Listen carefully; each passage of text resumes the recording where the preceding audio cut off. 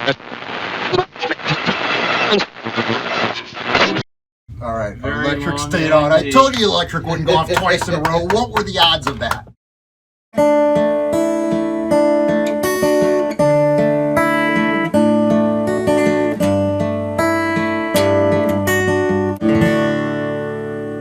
And 3, 2.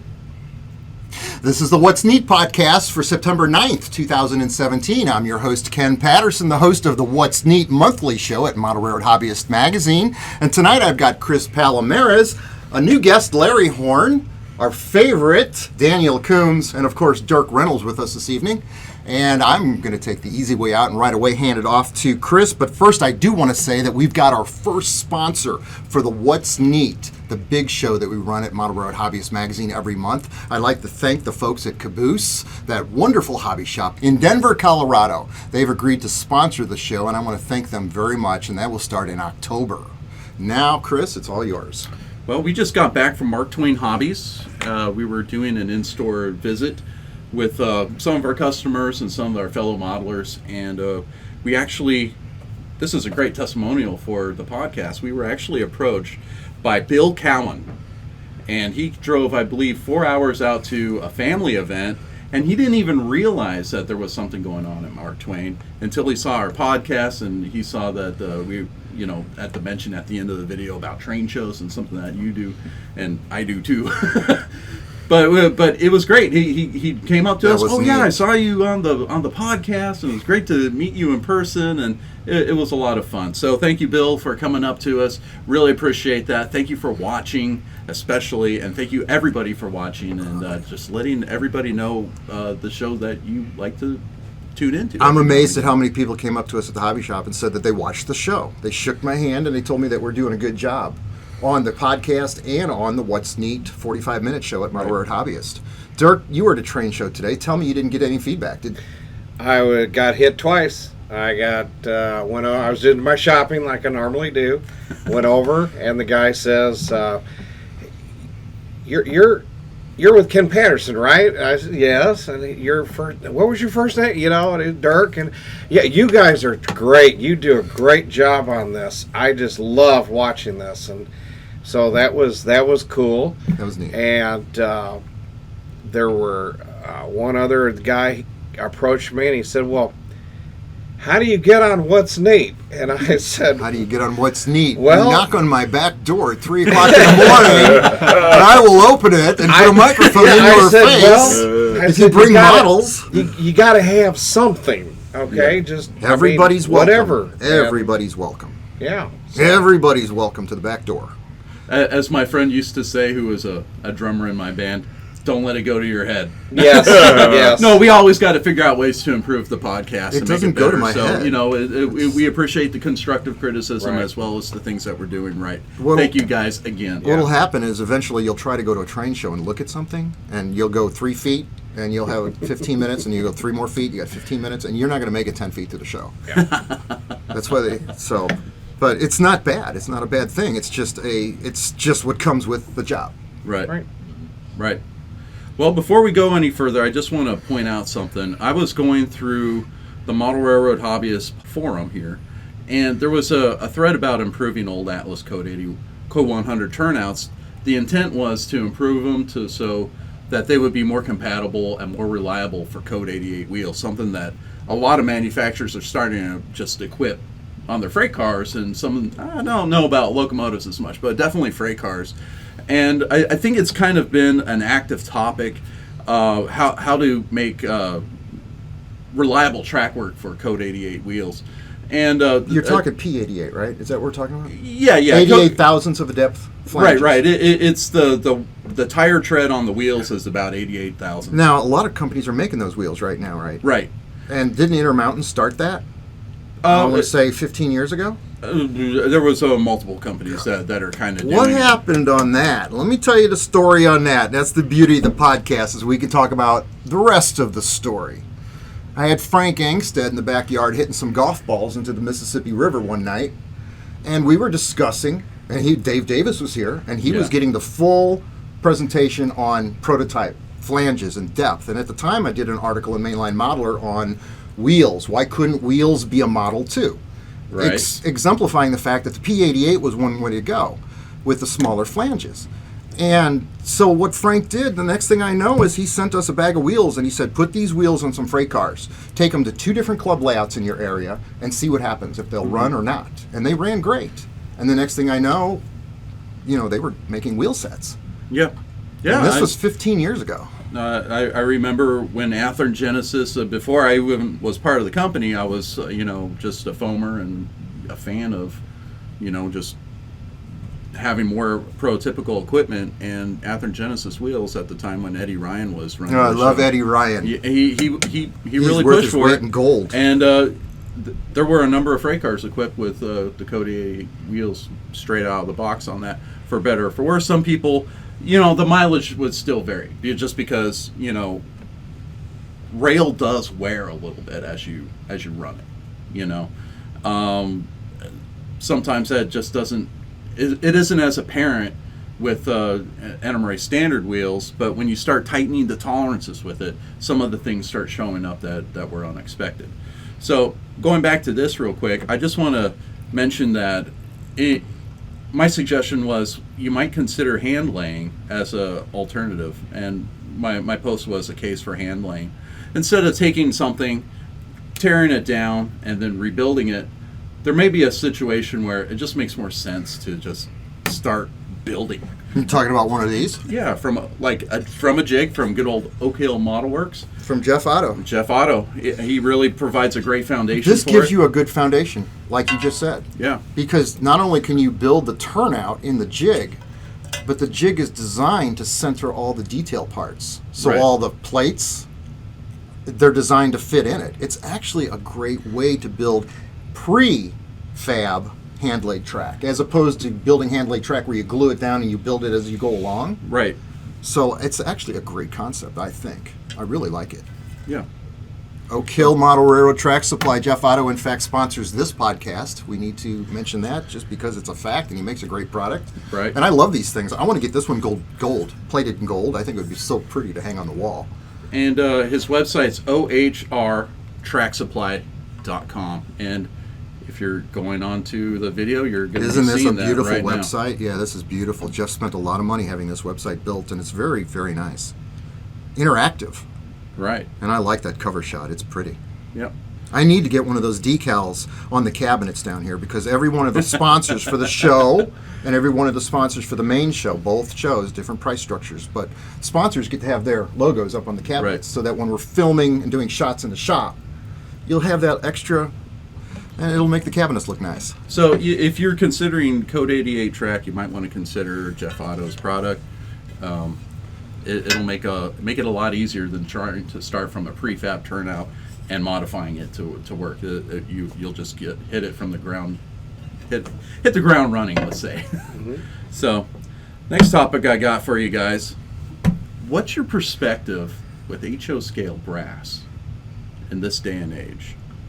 Where do you think it fits into our modeler interest, and actually be able to apply it to? You got to differentiate steam from diesel, because diesel is the real stickler right now. Brass diesels and brass are obsolete compared to the plastic manufacturing these days. Steam, no, dude, brass has got you all day long on steam, because I don't care how many different variations you come out of this and that. You still got SP and S. You got so many different railroads where there's not a plastic version. Right. Well, let's go over to Daniel here. What's your thoughts on brass, Daniel? Is it something that you can't wait to get? I actually have to say no, because, well, with a lot of talk, of course, brass, I'm sure, was way before I came around, but of what I've been hearing, that brass was back then, when it was the only thing available, there was a lot of modifications you had to do to it in order to get it to work. Like Ken has told me that, they cost. Now, I'm 17 years old. I cannot afford a brass model. I thought you were 18. No, not yet. But the fact that I can't even afford a brass model, because they go way over $1,000 because of the manufacturing production of the models, and having to get, I don't know if they include detail parts on a lot of the brass. Did they, or was it scarce on detail parts? I'm imagining when I was 17 right now. But No. Oh, Well. too expensive. yeah. So really, I personally wouldn't probably like them even if I saw one. Now, I have seen a couple brass models in shelves, but then I look at the price and I'm like, yeah, I still cannot. I didn't buy my first piece of brass until after I was married. But now with Ken telling me, they used to just have a lot of stuff you had to do to them. They just didn't want to work. Well, let's hold on now. There's look at the handrails on a plastic locomotive compared to brass. The brass ones look clunky. I'm talking diesels again. Look at the detailed door relief and the hinge relief. On a brass locomotive, it's just an etching of about 15 thousandths of an inch deep. On a plastic model, you get the actual relief. Look at the running characteristics. The best running Overlands in the world. Well, there's even better ones than that. They run better than Overland with some of the can motors they developed at the end. They run equivalent to what we've got, which we always compared the standard to. I guess we used to always say as a group, oh, that runs as good as a Kato. It's almost like Kleenex. It's just something that we said as modelers. Right. Brass never had that running. I mean, get an old gem model and it's a coffee grinder. You'll be working on it with STP oil treatment for a week just to get it to run quietly. Right. Yeah.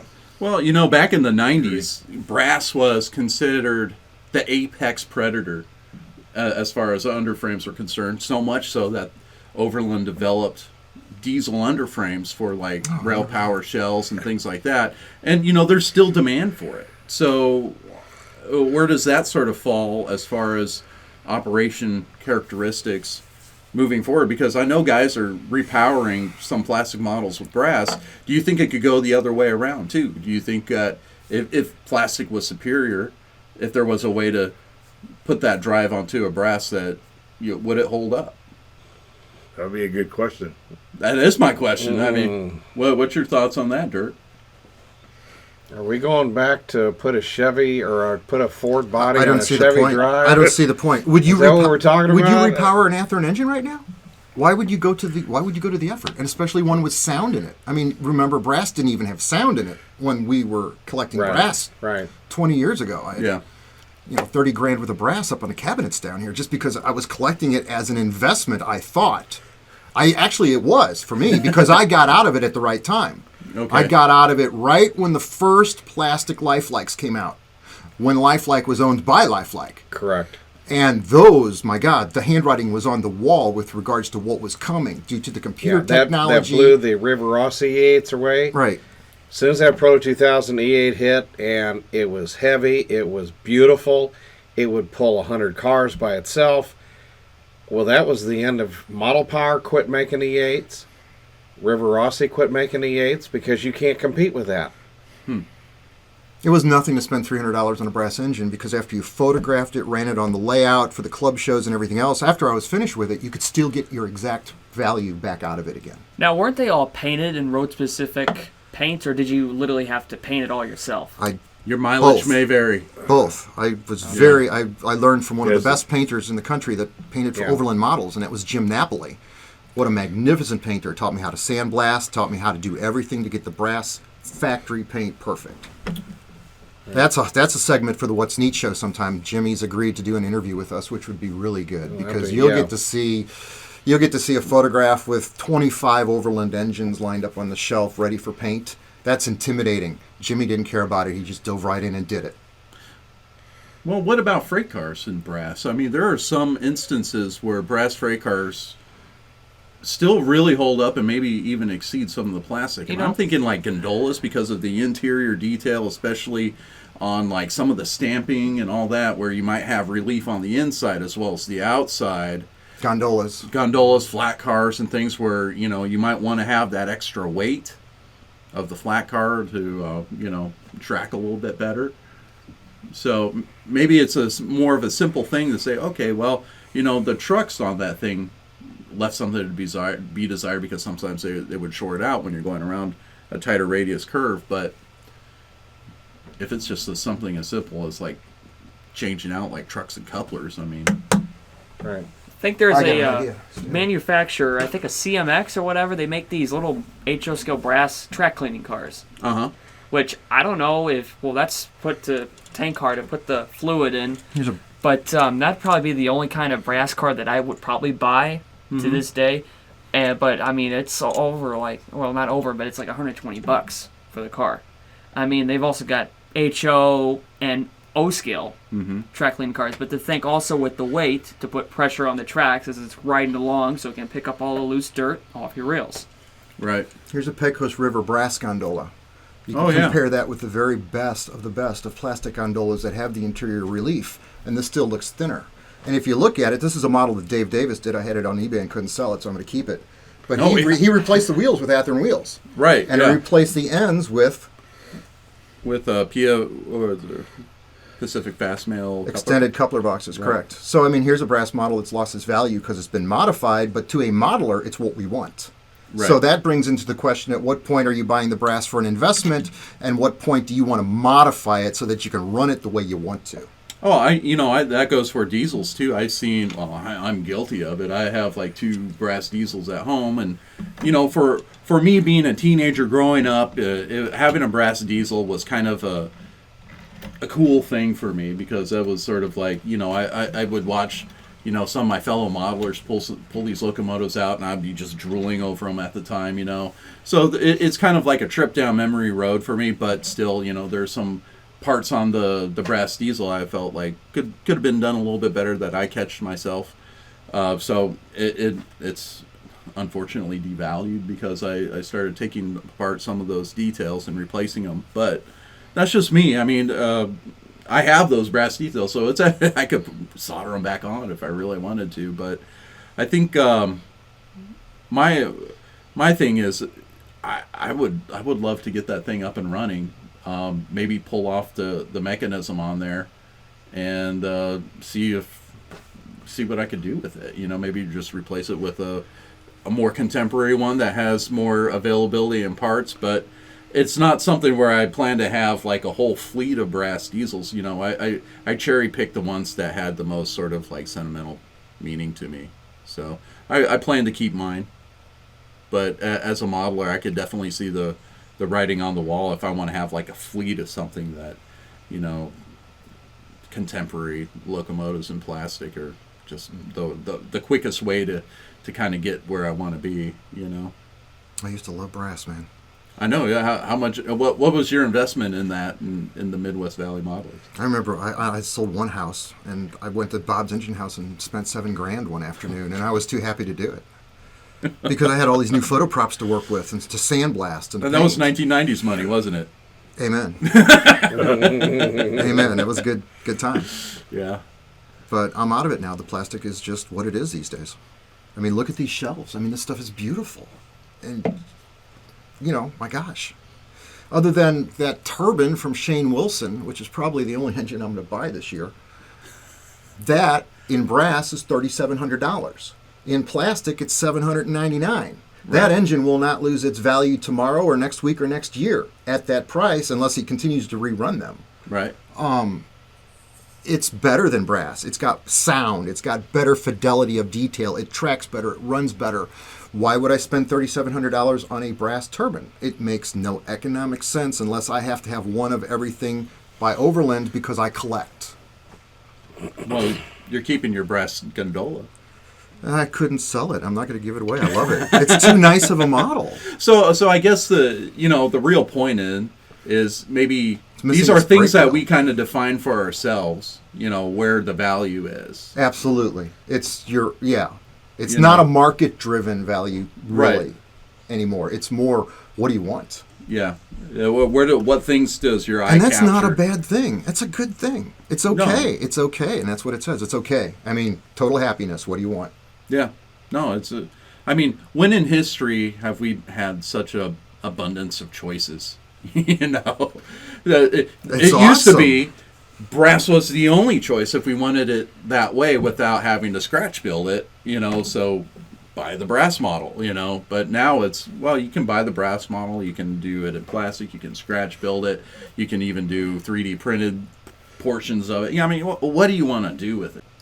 And that is all I have to say about that. Yeah. Daniel, what have you been working on this week? And Larry, what kind of layout do you guys got? One at a time. All right. I guess I'll go. Well, from the last week's podcast, I touched base on trying to finish off some of my roads. I have since gone back and paved a new section of my road where I'm going to put a church on top of it, so making a parking lot. And then and then I got it just to put the striping and I'm gonna probably incorporate some Walther's Seamaster traffic lights into my layout and try those out That's cool. What kind of church are you using? I think it's like an Atlas. I remember it was a kit. My old Cub Master, he's a model railroader. He lives here in Oakville, but he gave me to that for I think it was my 8th birthday. And so that, to me, was kind of special to have, just an older adult, but for me to be a young kid, and to have a kit like that, and to have it, I don't know what I'm trying to say here, but I've just had it for so long, and I thought it was just sit on my lap, and I thought, well, kind of let me put a road underneath there, so at least it's on a smooth surface, so I can keep it for however long I need to.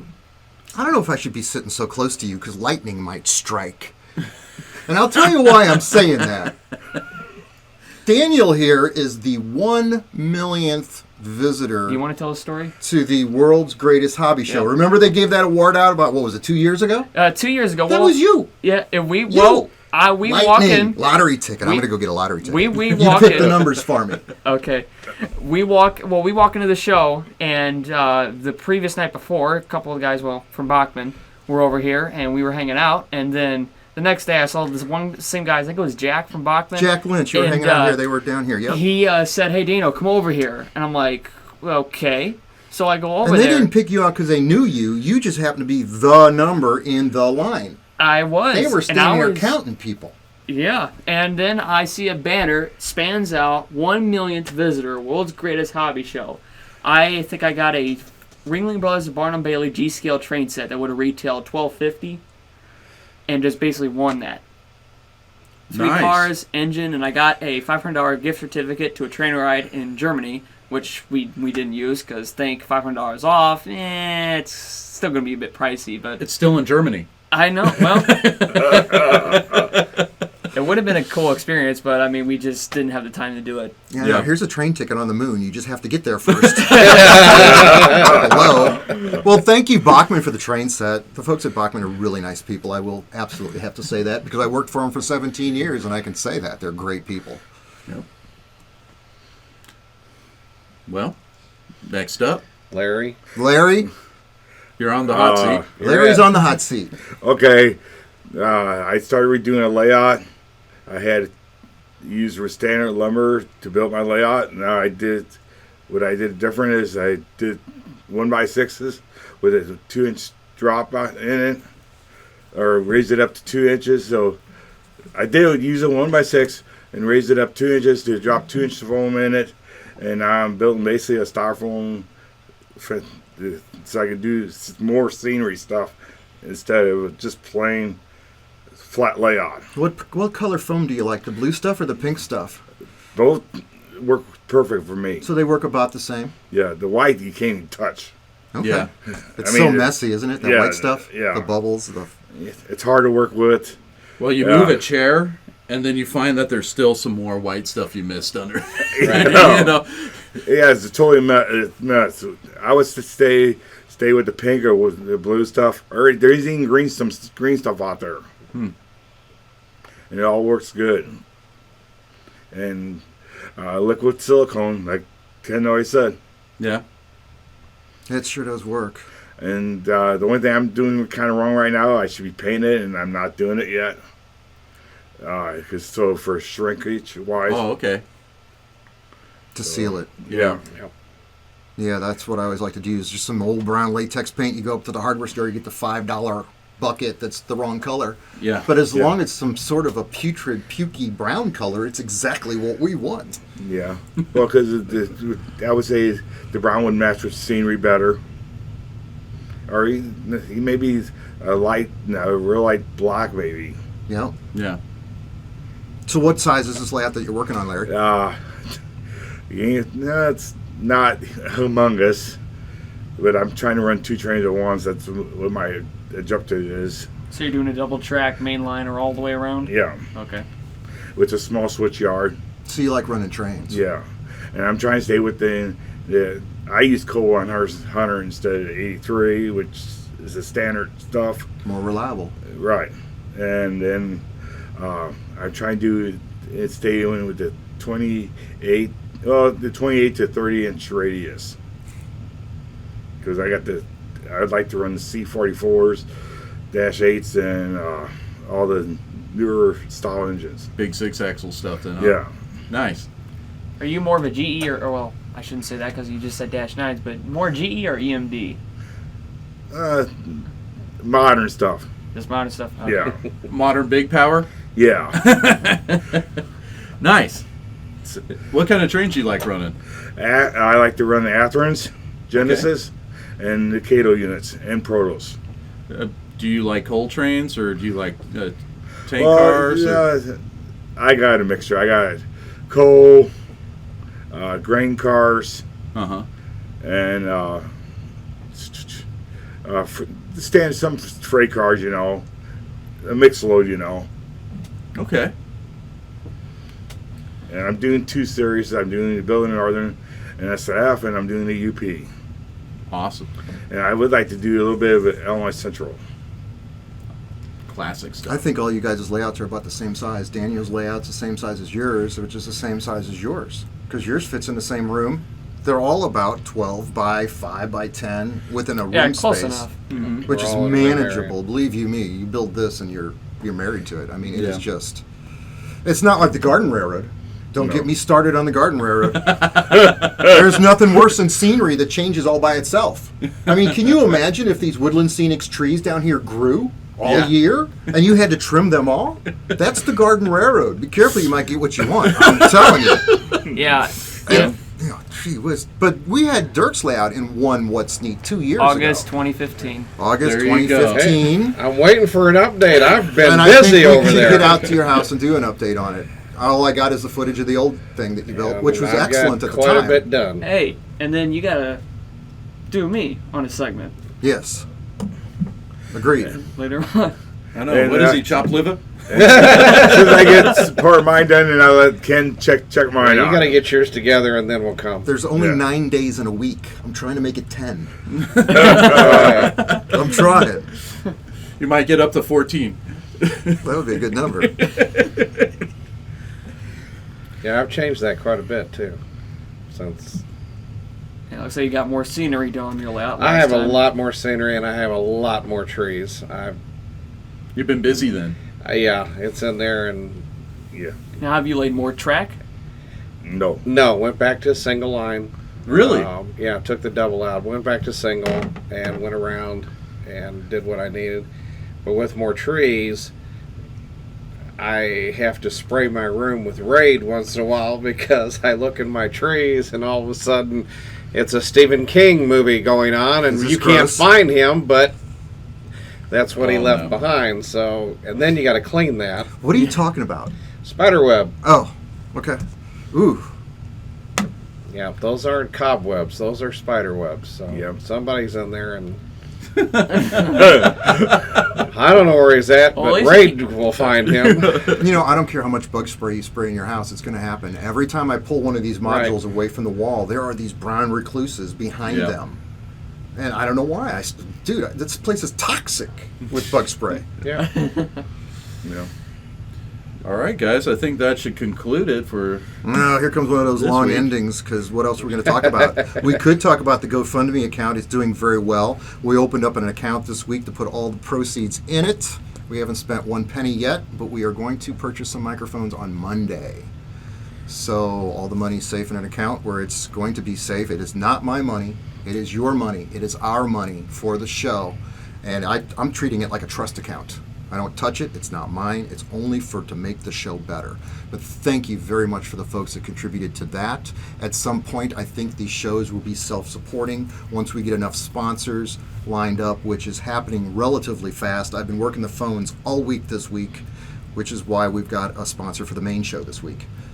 I really believe that. I believe we're going to take this and go somewhere with it. Well, if there's any other topics or anything that you feel like we can improve Definitely. on, please let us know because we really just want to continue to. Yeah, come up at the train show and talk. I mean, I'll write it down and we'll get it on here. Yeah, we'll do our best to dig up some material on that and share anything that might be helpful. So. And come in his door at 3 o'clock in the morning and Hello. Everybody's welcome on What's Neat. Any show, you've got a great model to show off, something that you do, your talents, whatever it is, you know it's going to be good. We'll edit it, we'll make you look good, and it'll be a quality presentation of your work. I look forward to meeting you, and there's been a lot of great people I've met in the last 3 or 4 years of doing this. Yeah, you've done, I think, probably almost 5 guys with different kind of cars, but the one big one was Mike Morrison, the guy all the way, I think it was from Alaska. You did a 3-day photo shoot with him. Yes. And that was pretty neat. That video was so good, I put it for sale on kenpatterson.com as one of my videos for sale. Even though you could watch it for free for What's Neat, it doesn't sell very many copies. But what a great day that was. That was the start of what was going to come. And I didn't know it, but it's almost every day is that good. Yeah. Yeah. I think we've consistently tried to encourage people to come over and just introduce themselves and just, Right. share what you've done, and hey, Saturday this is night, train night. This is how the hobby benefits is that sharing and exchange. Ron Perry drove all the way from Canada 3 weeks ago, right, and built this kit up here, that beautiful kit. Right. Yeah. So the guy flew from Germany that made those laser kit models, those laser kit cars, because he said the first time he got put on the show, all of a sudden he was like discovered. So he, no hesitation, spending $3 grand. I think that was Jens Jan, the guy with the on 3D a plane cars. ticket, and flying right here and doing another presentation. So whatever it is that we're doing with regards to visuals and presentation for selling products, we're not doing this on purpose, but it's happening. People are finding benefit from the show. That's wonderful. We all win that way. yeah, the hobby becomes stronger. We all win that way, and that's the goal. We all want to win. And on that note, thank you guys for watching. Please like, dislike, leave your comments below. Check us out at Train shows. Yeah, Come see us. Come see us. Got one this coming weekend in Decatur, 2 days. And next week, I'm actually going to be over at a DCC Train in Cincinnati, Ohio. We're going to do some live social media videos. So you'll see me there hanging out with those guys. Is it just Rob? DCC or new products you guys got out for the dealers? Well, I'm going to be hanging out with Rob Grubber and then also Alex from DCC Train. Okay. We're supporting some new products. Actually, it'll be a first look at the N-Scale tank train for any of N-Scalers out there. We're really excited to give an exclusive look on that one. That's pretty neat. Yep. So thanks, guys. Thanks for watching.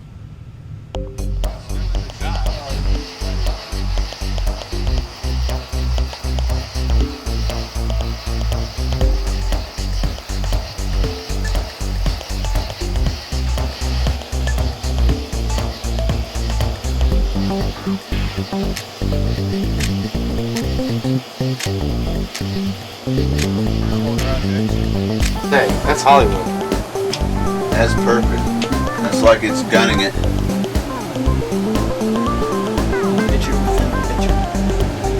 Good job, Joe. It's like he's looking up on the throttle. Hill, right there. Hello. How are you? I'm fine. Much better now.